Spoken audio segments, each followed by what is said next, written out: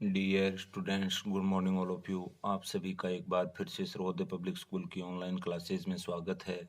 प्यारे बच्चों, अपन पढ़ रहे थे अपनी 4th यूनिट फर्स्ट पार्ट की आधुनिक राजनीतिक विज्ञान के आयाम, जिसमें अपना जो लेसन चल रहा था वो चल रहा था पर्यावरण व प्राकृतिक संसाधन, जिसमें आज अपन देखेंगे ग्लोबल वार्मिंग के बारे में।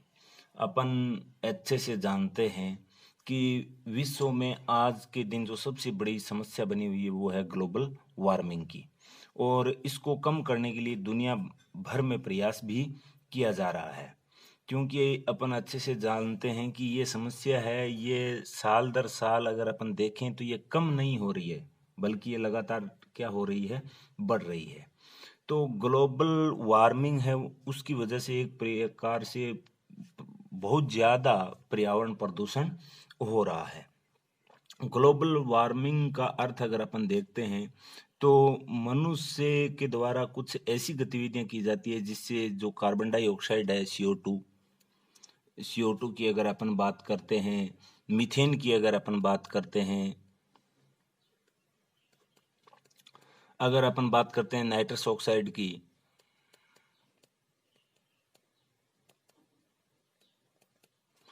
तो इस प्रकार की जो गैस हैं वो ग्रीन हाउस गैसों की मात्रा में लगातार क्या कर रही हैं, बढ़ोतरी कर रही हैं, जिससे इन गैसों का जो एक आवरण बनता जा रहा है वो एक प्रकार से बहुत गहरा बनता जा रहा है। और इसी आवरण की वजह से जो पृथ्वी पर जो सूर्य से जो किरणें आती हैं, यानी सूर्य से जो किरणें पृथ्वी तक आती हैं वो पृथ्वी तक आ तो जाती हैं, लेकिन पृथ्वी यानी धरातल से वापस परावर्तित नहीं हो पाती हैं। और परावर्तित नहीं हो पाती हैं तो पृथ्वी पर लगातार तापमान है वो क्या हो रहा है, बढ़ता जा रहा है। और इस वजह से इस प्रकार से जो एक प्रकार से अपन कह सकते हैं, जैसे अपन ने देखा था ग्रीन हाउस का प्रभाव, उस तरह से एक प्रकार से लगातार तापमान बढ़ता जा रहा है, और उसकी वजह से पृथ्वी पर एक प्रकार से जीवन है वो संकटमय अपने को नजर आ रहा है, जिसको अपन किस नाम से जानते हैं, ग्लोबल वार्मिंग के नाम से जानते हैं। ग्लोबल वार्मिंग को समझने से पहले अपने को ये ग्रीन हाउस देखना पड़ेगा। ग्रीन हाउस मैंने आपको पहले भी बताया था, एक बार मैं फिर से बता देता हूँ। ग्रीन हाउस प्रभाव, ये ग्रीन हाउस प्रभाव है, ये एक प्रकार से अपन ने देखा था कि छोटे छोटे कांच के कमरे बनाए जाते हैं, जिसमें एक प्रकार से ये जो मुख्यतः बनाए जाते हैं वो शीत प्रदेशों में बनाए जाते हैं, ताकि वहाँ पर एक प्रकार से तापमान के संतुलन को बनाकर वहाँ पर पौधे लगाए जा सकें, कुछ पौधों से पैदावार की जा सके। कहने का भावार्थ हुआ कि जो भी कमरे या जो कक्ष बनाए जाते हैं उसकी दीवारें होती हैं, उसकी जो छत होती है वो एक प्रकार से कांच की बनी होती है। और जो जैसे ये शीत प्रदेश है और उसके अंदर ये एक क्या बना दिया, कमरा बना दिया कांच का, और उसके अंदर क्या है कि इसकी ये जो एक प्रकार से कांच लगाया जाता है उसके अंदर ये उष्मारोधी होता है। इसके अंदर जो सूर्य की किरणें होती हैं वो आ तो जाती हैं, लेकिन वापस क्या नहीं हो पाती हैं, परावर्तित नहीं हो पाती हैं। इस क्षेत्र का तापमान लगातार क्या होता जा रहा है, बढ़ता जा रहा है। और इस प्रकार की जो स्थिति होती है, यानी कि जो सूर्य का प्रकाश है या अपन कह सकते हैं जो सूर्य की ऊर्जा है वो पौधे का जो घर होता है उसमें प्रवेश तो कर जाती है, लेकिन वो उसमें बाहर नहीं निकल पाती है। इससे वो पौधा का घर है वो जो तापमान है वो शीत ऋतु में भी कम नहीं होता, और उससे अधिक तापमान में वृद्धि होने वाले जो पौधे होते हैं उसको आसानी से उगाया जा सकता है शीत प्रदेशों में भी। और तो पृथ्वी के जो वातावरण की अगर अपन बात करते हैं तो तापमान इसकी वजह से बढ़ता जा रहा है। और जो अपनी पृथ्वी है या अपन जिसको अपन धरती बोलते हैं, भूमि बोलते हैं, वो प्राकृतिक तौर पर सूर्य की किरणों से ऊष्मा क्या करती है, प्राप्त करती है। और उसके लिए जो वायुमंडल से ये जो गुजरती हुई धरती से सतह से जो टकराने की जो एक अपन कह सकते हैं रिफ्लेक्शन होता है, या अपन जिसको बोलते हैं परावर्तन, वो पुनः लौट जाती हैं। लेकिन इस प्रकार के घरों में जब ये पृथ्वी की जो किरणें आती हैं वो वापस परावर्तित नहीं हो पाती हैं। तो लगातार इस प्रकार से ये परावर्तन नहीं होने के कारण प्रदूषणकारी वायुमंडलीय गैस हैं वो ऊष्मारोधी दीवार की भूमिका निभाती हैं, और जिससे ग्रीन हाउस के कारण किस का प्रभाव बढ़ रहा है, ग्लोबल वार्मिंग का। यानी कि अपनी पृथ्वी है वो लगातार निरंतर क्या होती जा रही है, गर्म होती जा रही है, यहाँ का तापमान बढ़ता जा रहा है। यानी कि अब अपन से पूछे ग्लोबल वार्मिंग का कारण क्या है, ये तो हो गया इसका अर्थ है। अब देखते हैं ग्लोबल वार्मिंग का कारण, यानी रीजन क्या है, क्यों हो रहा है। ग्लोबल वार्मिंग की जो एक सबसे बड़ी अपन कहें तो जिम्मेवार है वो है मनुष्य और उनकी गतिविधियां हैं, क्योंकि वो अपने आप को धरती का सबसे अपन कह सकते हैं बुद्धिमान प्राणी मानता है, और उसको या तो जाने में या अनजाने में या फिर जानबूझकर अपने रहवास के लिए या अपन जहां रहते हैं उसको एक प्रकार से अपन कह सकते हैं कि अच्छे तरीके से अपने जीवन को खुशहाल बनाने के लिए वो प्रकृति के साथ लगातार क्या कर रहा है, खिलवाड़ कर रहा है।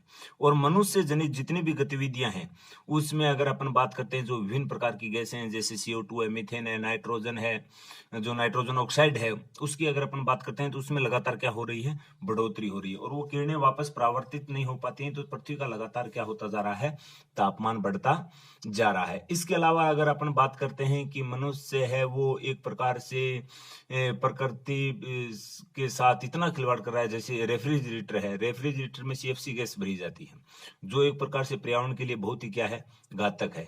अग्निशामक यंत्रों की अगर अपन बात करते हैं तो उसमें भी यही स्थिति बनती है, जिसकी वजह से ये जो CFC गैस है अग्निशामक यंत्रों में जो गैस कम मिले, इससे ओजोन परत है वो लगातार क्या हो रही है, नष्ट हो रही है। और अगर ओजोन परत नष्ट हो रही है, जो सूर्य से अल्ट्रावायलेट जो किरणें आती हैं जिसको अपन पैराबैंगनी किरणें बोलते हैं, वो किरणें लगातार पृथ्वी पर बढ़ रही हैं, जिसके कारण एक प्रकार से जो ओजोन परत है, ओजोन परत है जो अपने क्षोभ मंडल के ऊपर है, वो लगातार क्या हो रही है, कमजोर होती जा रही है। उसके अंदर क्या हो रहे हैं, होल हो रहे हैं, जिसको अपन छिद्र बोलते हैं। और उसके बाद में जो सूर्य से जो खतरनाक किरणें आती हैं, अल्ट्रावायलेट किरणें, उसकी वजह से पृथ्वी का निरंतर क्या होता जा रहा है, तापमान बढ़ता जा रहा है। और तापमान बढ़ता जा रहा है तो उसका परिणाम है ग्रीन हाउस और ये ग्लोबल वार्मिंग जैसी समस्या उत्पन्न कर देना। तो ये हो गया इसका कारण, यानी कि CFC गैस हो गया, कार्बन डाइऑक्साइड हो गया, मीथेन हो गया। कहने का मतलब हो गया मानव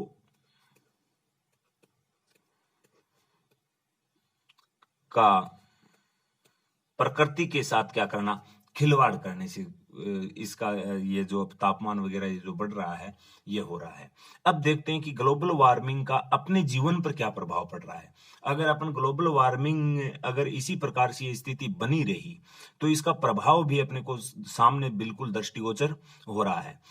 ये लगातार वातावरण है उसका टेम्परेचर है, जो तापमान है वो लगातार क्या होता जा रहा है, बढ़ता जा रहा है। यानी कि पिछले 10 सालों का अगर अपन आंकलन करते हैं तो औसतन जो तापमान है पिछले 10 वर्षों का, पिछले 10 वर्ष का औसतन अगर अपन तापमान देखते हैं तो 0.3 से लेकर 0.06 डिग्री सेल्सियस जो तापमान है वो लगातार क्या होता जा रहा है, बढ़ता जा रहा है। और साथ में आशंका ये भी बताई जा रही है कि आने वाले समय में ग्लोबल वार्मिंग में इतनी बढ़ोतरी होगी कि एक प्रकार से यहाँ जीवन जीना भी क्या हो जाएगा, दुर्लभ हो जाएगा। साथ में अगर अपन बात करते हैं समुद्र सतह में बढ़ोतरी, जो समुद्र का जल स्तर है वो भी लगातार क्या होता जा रहा है, बढ़ता जा रहा है। क्योंकि ये ग्रीन हाउस है और ये शीत प्रदेशों में इस प्रकार की स्थिति अपन बनाते हैं, शीत प्रदेशों में बनाते हैं तो वहां बर्फीला क्षेत्र होता है, बर्फ है वो तापमान बढ़ेगा तो वहां बर्फ निश्चित तौर पर पिघलेगी और पिघल कर वो कहाँ जाएगी, समुद्र में जाएगी। समुद्र में जाएगी, समुद्र का जल स्तर है वो लगातार क्या होता जाएगा, बढ़ता जाएगा, जो एक प्रकार से पृथ्वी पर संकट उत्पन्न कर सकता है। यानी कि जो बड़े बड़े ग्लेशियर हैं वो पिघलने से समुद्रों का पानी की मात्रा है वो क्या हो जाएगी, बढ़ती जाएगी। और साल दर अगर अपन बात करते हैं इस प्रकार से बढ़ता जाएगा तो एक समय ऐसा आ जाएगा कि ये जो पृथ्वी एक द्वीप के रूप में समुद्र के अंदर जो तैर रही है, वो एक प्रकार से जलमग्न होने का खतरा रहेगा। अभी तक अगर अपन देखते हैं तो इस प्रकार की स्थिति में लगभग 18-20 जो द्वीप हैं वो जलमग्न हो चुके हैं।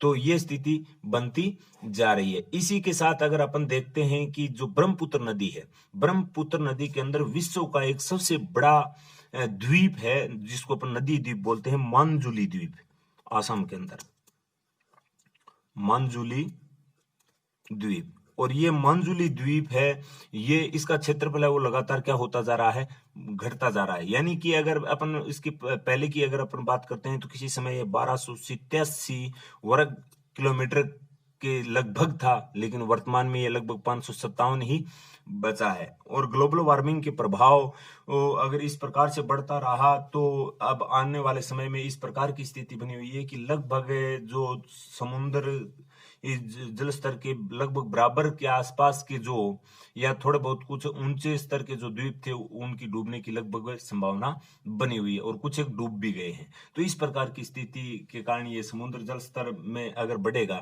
तो मानव के लिए एक प्रकार से क्या होगा, संकट होगा। इसके साथ अगर अपन बात करते हैं मानव स्वास्थ्य पर असर, तो मानव का जो स्वास्थ्य होता है उस पर भी निश्चित तौर पे इसका असर अपने को देखने को मिलता है, जिसमें अनेक प्रकार की जो महामारी फैलती हैं और हैं, ये पर्यावरण प्रदूषण की वजह से हो रहा है। साथ में अगर अपन बात करते हैं गर्मी बढ़ने से, जैसे मलेरिया है, डेंगू है, जैसे जो खतरनाक बीमारी हैं उनका संक्रामक भी बढ़ता है।